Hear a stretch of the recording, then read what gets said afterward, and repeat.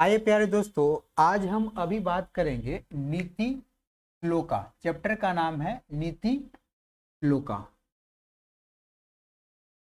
यानी नीति श्लोक के बारे में बतलाया गया है। ध्यान से देखिएगा, आपको यहाँ पे बगल में लिखा हुआ मिल रहा होगा, आप इस पे ध्यान दीजिएगा और हम इसको पढ़ते हैं। इसीलिए लिखे हैं कि आपको टाइम कम लगे, 10 मिनट 5 मिनट में आपका ये पूरा चैप्टर खत्म हो जाए। ठीक है, कोई दिक्कत? यहाँ से आपका एक भी ऑब्जेक्टिव क्वेश्चन छूटने वाला नहीं है और सब्जेक्टिव के लिए हम एक अलग वीडियो बना देंगे और उसमें क्या कीजिएगा, आप लोग देख लीजिएगा। वहां पे आपका VBI टाइप का सब्जेक्टिव क्वेश्चन हो जाएगा संस्कृत का। ठीक है, कोई दिक्कत यहाँ पे?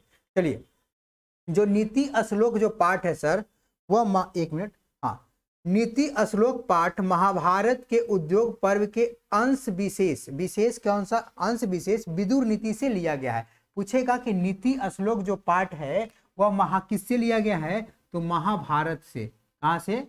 तो महाभारत से लिया गया है। कौन सा चैप्टर? तो नीति श्लोक महाभारत से लिया गया है और विशेष कर कहां से, तो विदुर नीति से। कहां से लिया गया है? तो विदुर नीति से। विशेष करके कहां से लिया गया है, तो विदुर नीति से लिया गया है। ध्यान से देखिएगा, और इसके लेखक कौन है, तो विदुर है। कौन है? विदुर, यानी संजय किन्हीं को कहा जाता था, विदुर को ही क्या कहा जाता था, संजय। क्या चीज थे बाबू, तो धृतराष्ट्र के सौतेले भाई थे। क्या थे? धृतराष्ट्र के सौतेले भाई, और क्या थे? मंत्री थे। क्या थे? मंत्री थे। देखिए, पूरा महाभारत के उद्योग पर्व के अंश विशेष विदुर नीति से संकलित है। जो नीति श्लोक जो पाठ है महाभारत के उद्योग पर्व के अंश विशेष विदुर नीति से संकलित है। कहां से संकलित है? विशेष करके विदुर नीति से। बोलता है कि निकट को संकट जानकर धृतराष्ट्र के श्रेष्ठ मंत्री कौन थे, तो विदुर थे। कौन थे बाबू? तो विदुर अपने मन की शांति के लिए, जो निकट को जान करके जो मंत्री थे, अपने मन की शांति के लिए प्रश्न उत्तर करते हैं। किसके साथ? तो धृतराष्ट्र के साथ। किसके साथ बाबू? तो धृतराष्ट्र यानी हस्तिनापुर के उस समय राजा थे, उनके साथ क्या करते हैं, तो बातचीत करते हैं, प्रश्न उत्तर करते हैं। और बोलते हैं, पहला है कि बोलते हैं वैसे पुरुष जिसके कार्य को ना तो शीत ना तो उष्ण यानी गर्म, ना तो शीत यानी ना तो ठंडा ना तो गर्म, भय प्रेम समृद्धि अथवा असमृद्धि बाधा नहीं पहुंचाता है। यानी ये वाला लाइट बता दो, या रुक जाए, इसको हम ब्राइटनेस कम कर देते हैं थोड़ा सा।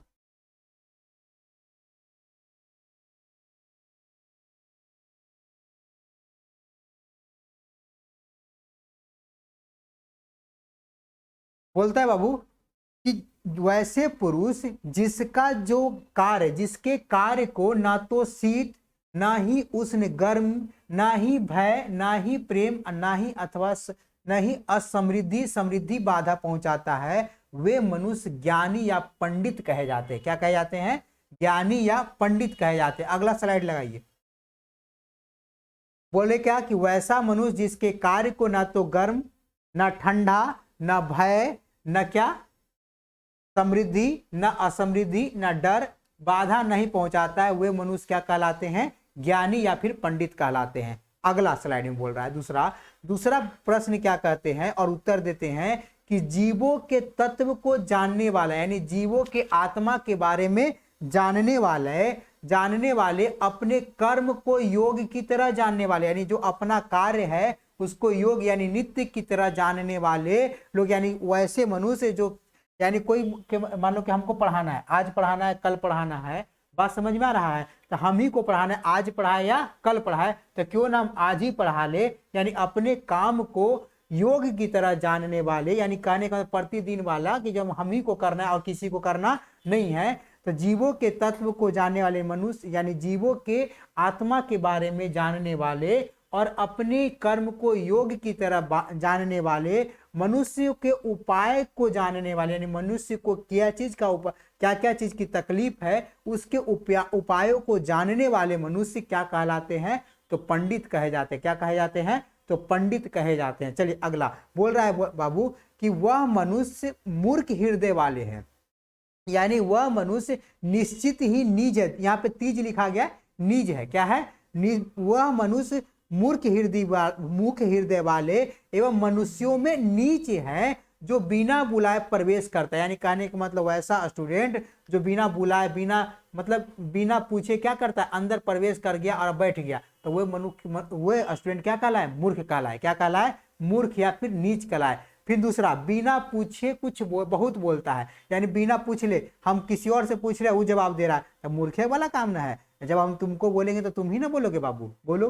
तब बोल रहा है कि बिना पूछे बहुत बोलता है, वह विश्वास करने योग, करने के करण लिखा गया, योग के याग लिखाया हुआ, थोड़ा सा मिस्टेक है, कोई दिक्कत यहां तक। चलिए अब बोल रहा है कि बिना पूछे बहुत बोलता है और विश्वास, जिस पे विश्वास नहीं करना चाहिए उस पे विश्वास करता है, यानी नहीं विश्वास करने योग पर विश्वास करता है, वह मनुष्य निश्चित ही क्या है, मूर्ख है। क्या है, मूर्ख है। पहला बताए कि जिसके कार्य को न तो गर्म, न ठंडा, न भय, न डर, न प्रेम, न समृद्धि बाधा पहुंचाता है, वे मनुष्य पंडित कहे जाते हैं। दूसरा, जीवों के तत्व को बारे में जानने वाले, अपने कर्म को योग की तरह पहचानने वाले और मनुष्यों को उपाय को जानने वाले मनुष्य क्या कहे जाते हैं, तो पंडित कहे जाते हैं। अगला क्वेश्चन बोल रहा है सर, अगला पॉइंट में बोला कि वह मनुष्य निश्चित ही मूर्ख है जो बिना बुलाए पहुंच जाता है, या बिना बुलाए प्रवेश करता है और बिना पूछे क्या करता है, बोलता है, बहुत बोलता है, और ना ही क्या करता है, विश्वास, जिस पे विश्वास करने योग्य नहीं है उस पे विश्वास करता है, तो वह मनुष्य क्या कहा जाता है बाबू, तो मूर्ख कहे जाते हैं। अगला स्लाइड लगाइए। बोलता है बाबू, एक ही धर्म परम कल्याण। अगर आप एक धर्म को मानते हैं तो आपका वही क्या है, परम कल्याण है। एक ही धर्म परम कल्याण है। आप एक ही जगह से पढ़िएगा, जैसे हमरा से पढ़िएगा तो आपका कल्याण हो जाएगा, कोई दिक्कत यहाँ तक। चलिए, तो बोल रहा है कि एक ही धर्म परम कल्याण है, यानी आप जब एक ही चीज के बारे में कोई एक से पढ़िए और बढ़िया से पढ़िएगा तो वही आपका क्या होगा, परम कल्याण होगा। यानी एक ही धर्म परम कल्याण है, एक ही क्षमा उत्तम शांति, यानी जो क्षमा है वह उत्तम शांति है। कहने का मतलब आपको गुस्सा किसी के प्रति भरा हुआ है, आप उसको क्षमा कर दीजिएगा ना तो आपको मन की शांति मिलेगा। अगर आप उसके ऊपर क्रोधित रहिएगा ना, क्या रहिएगा, क्रोधित रहिएगा, तो आपके मन में अशांति उत्पन्न होगी, कखनी उसको एक गुस्सा जड़ दे। बात समझ में आ रहा है, तो यहाँ पे मन की अशांति होगा। बोल रहा है कि एक ही क्षमा उत्तम शांति, आप किसी को क्षमा कर दीजिएगा तो आपको मन को क्या मिलेगा, शांति मिलेगा। बोलता है एक ही विद्या से परम तृप्ति, एक ही विद्या से क्या होती है, परम तृप्ति होती है, और एक अहिंसा ही परम सुख को देने वाली होती है। जो एक अहिंसा होती है, हिंसा नहीं अहिंसा है, यानी कहने का मतलब कोई मारे ना बाबू, जब एक गाल कोई दे मारे एक गाल में तो दूसरा गाल बढ़ा दे, केहू में मार दे, ठीक है। और जब दूसरा गाल में भी मार दे तो चुपचाप बैठ जाना है, जब हमरा से होने वाला नहीं है, कोई दिक्कत यहाँ पे। तब बोलता है ना बाबू कि एक ही धर्म परम कल्याण है, एक ही क्षमा उत्तम शांति है, एक ही विद्या से परम तृप्ति होती है, और एक अहिंसा ही परम सुख को देने वाली होती है। कोई दिक्कत यहाँ तक। बोलता है काम, क्रोध और लोभ। काम, क्रोध और लोभ, यहाँ पे काम कहने का मतलब गलत काम है। कौन सा काम है बाबू, गलत काम है, चोरी डकैती ये सब वाला। बोलता है काम, क्रोध और लोभ ये नरक के 3 दरबार हैं। काम, क्रोध और लोभ नरक के क्या है, 3 द्वार है। इसीलिए स्वयं को नाश करने वाले, यानी जो काम, क्रोध और लोभ है ये मनुष्य को नाश कर देता है। इसके जो स्वयं को नाश करने वाले, इन तीनों को क्या कर देना चाहिए, त्याग देना चाहिए। यानी काम, क्रोध और लोभ को त्याग देना चाहिए। अगला स्लाइड लगाइए बाबू। बोलता है ऐश्वर्य को चाहने वाले, क्या क्या कहे बाबू, तो ऐश्वर्य को चाहने वाले पुरुष के द्वारा निद्रा, यानी कहने का मतलब सक्सेस चाहने वाले लोगों को निद्रा, तंद्रा, भय, क्रोध, आलस और दिग्ग शत्रुता, ये 6 दोष है, उसको मार देना चाहिए। क्या करना चाहिए, मार देना चाहिए। यानी कहने का मतलब आपको मैट्रिक में सही नंबर, अच्छा नंबर से पास करना है तो आपको निद्रा को त्याग देना चाहिए, तंद्रता यानी तनाव उनाव को त्याग देना चाहिए, आपको भय को त्यागना चाहिए। भय कहने का मतलब रात के 2 बजे तक अगर रात के जग के पढ़ना हो तो मम्मी के भूत अते होने से हम ना पढ़म, कुत्ता भोग दिया, बिल्ला दिखे, बिल्ली नजर आ गया तो घर में सूत गए, पढ़ी बिहान जिंदा रहेंगे तो अगला साल पढ़ेंगे, ये नहीं करना चाहिए। जिसको अगर ये चीज का सक्सेस चाहिए वो ऐसा काम नहीं करता है, ना ही उसके अंदर निद्रा होता है, न तंद्रता को रखता है, न भय को रखता है, न क्रोध के रखता है, न आलस। आलस करने का तो चलो ना आज न बिहान पढ़ लेंगे,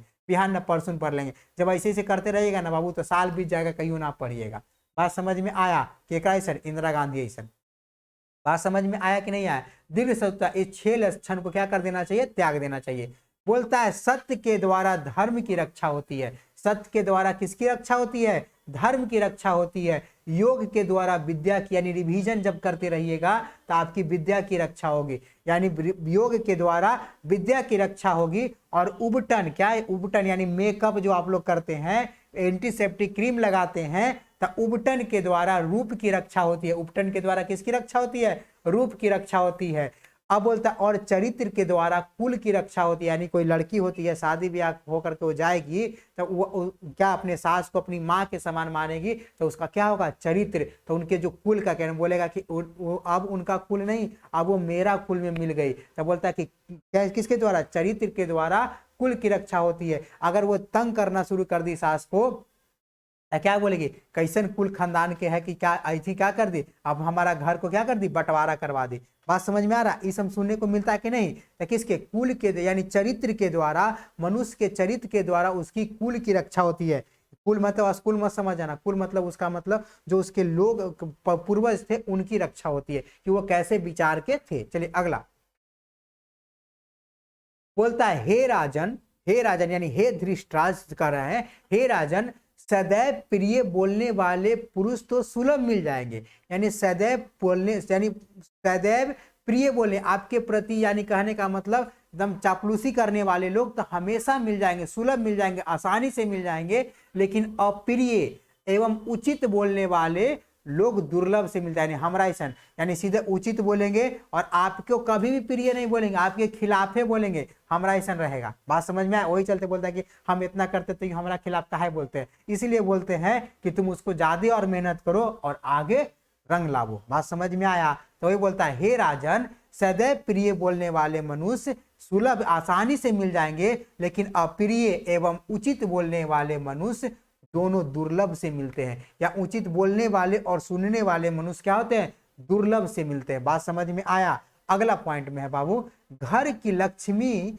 घर की लक्ष्मी घर की शोभा होती है, यानी घर की बेटी घर की शोभा होती है। युक्त महान स्त्रियां पूजनीय होती है, यानी जो स्त्रियां होती है वो क्या होती है? पूजनीय होती है, देवी के समान होता है। इसीलिए ये विशेष रूप से रक्षा के योग्य है। आपको अगला चैप्टर में बताए थे कि स्त्रियां क्या होती है? देवी के समान होती है, और इसको हम लोगों को क्या करना चाहिए? रक्षा करना चाहिए। क्या करना चाहिए? रक्षा करना चाहिए। बात समझ में आया? इसीलिए रक्षाबंधन के त्योहार मनाते हैं कि अपनी बहन की रक्षा करेंगे। क्या करेंगे?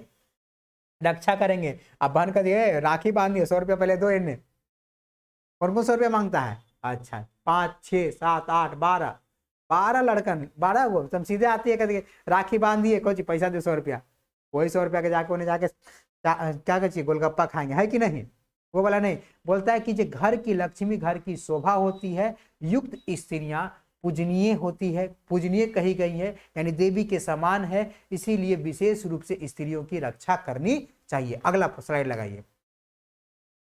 बोलता है बाबू विनय, विनय अपसय को मारता है। विनय किसको मारता है? तो अपसय को मारता है, पराक्रम अनर्थ को मारता है। विनय जो है अपसय को मारता है, और जो पराक्रम है वो अनर्थ को मारता है, क्षमा क्रोध के मारता है, और आचरण बुरे लक्षणों को मारता है।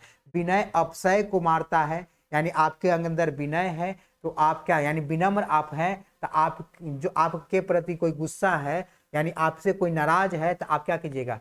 गलती हो गया माफ कर दीजिए। होगा कि नहीं? आराम से बोल दीजिए, विनम्रता पूर्वक बोलिएगा, तो इंसान क्या सहेगा? समझेगा। पराक्रम अनर्थ को मारता है। आपके अंदर पराक्रम है तो कोई भी अनर्थ होगा, थोड़ा बहुत अनर्थ काम को आपको चल जाता है। बात समझ में आ गया? क्षमा क्रोध को मारता है। आप किसी को क्षमा कर दीजिएगा तो क्रोध को मार देगा। क्या करेगा? आपके अंदर जो क्रोध है उसको क्या कर देगा? मार देगा। यानी कि आप क्रोध, कोई से अगर कोई दुश्मनी कर, मतलब गुस्सा आपसे, तो आपको गुस्सा गया हो गया, चल लड़ाई हो गया, तो आप लड़ाई होगा बाबू तो क्या होगा? कैसा कैसी हो जाएगा। कैसा कैसी होगा? तो जेल में जाइएगा। तो वहां सोचिएगा कि ई का कर दिए हो, तो अच्छा क्षमा कर देते, नहीं कुछ करते तो क्या होता? क्रोध को मार देते तो हमको बहुत अच्छा हो जाता, मतलब हम कहीं जाने जाते, अपना जीवन में आसानी से खुशी रहते। बोलता है और आचरण बुरे लक्षणों को मारता है। आचरण बुरे लक्षणों को मारता है। यहाँ तक आपका था इसका बेसिक। अब हम ऑब्जेक्टिव यहाँ पे क्वेश्चन लगाते हैं और देखिए आपकी कितना क्वेश्चन आपसे बनता है और कितना नहीं बनता। यकीन मानिए एक भी क्वेश्चन छूटने वाला नहीं है, ध्यान से देखिएगा। और आपको याद भी करने की जरूरत नहीं, 1 से 2 बार खाली वीडियो देख लीजिए, वही काम।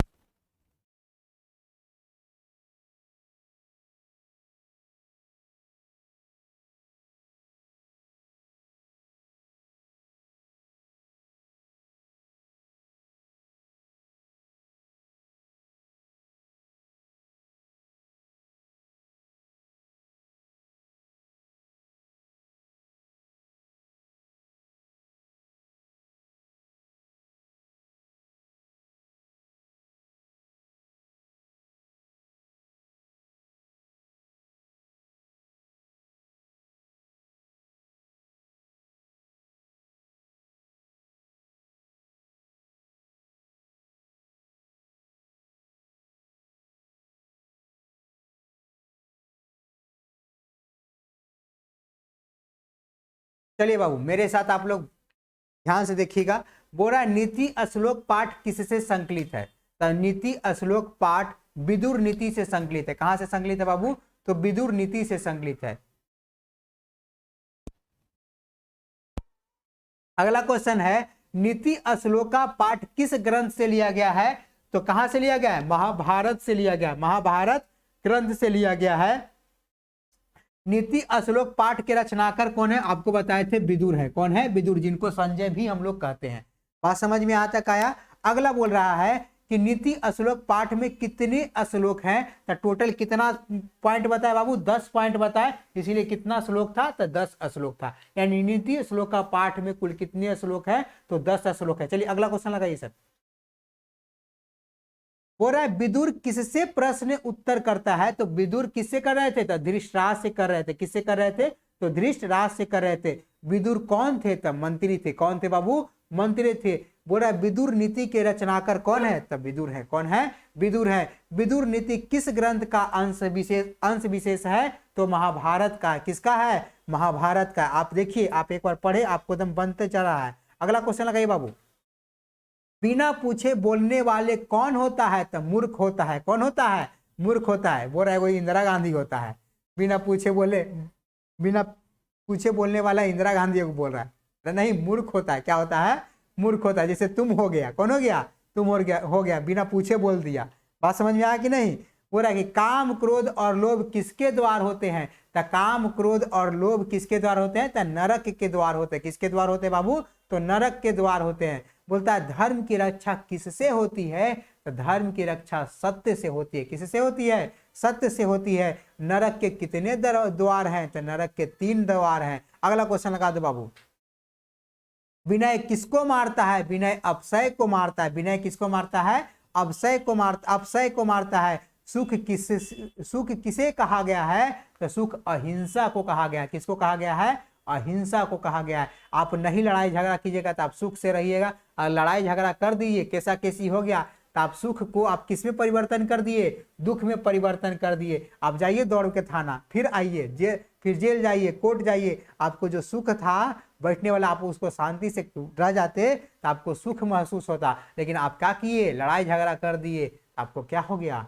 सुख किस में परिवर्तन हो गया? दुख में परिवर्तन हो गया। कोई दिक्कत यहाँ तक? बोल रहा कुल वंश की रक्षा किससे होती है? कुल या वंश की रक्षा चरित्र से होती है। किससे होती है बाबू? तो चरित्र से होती है।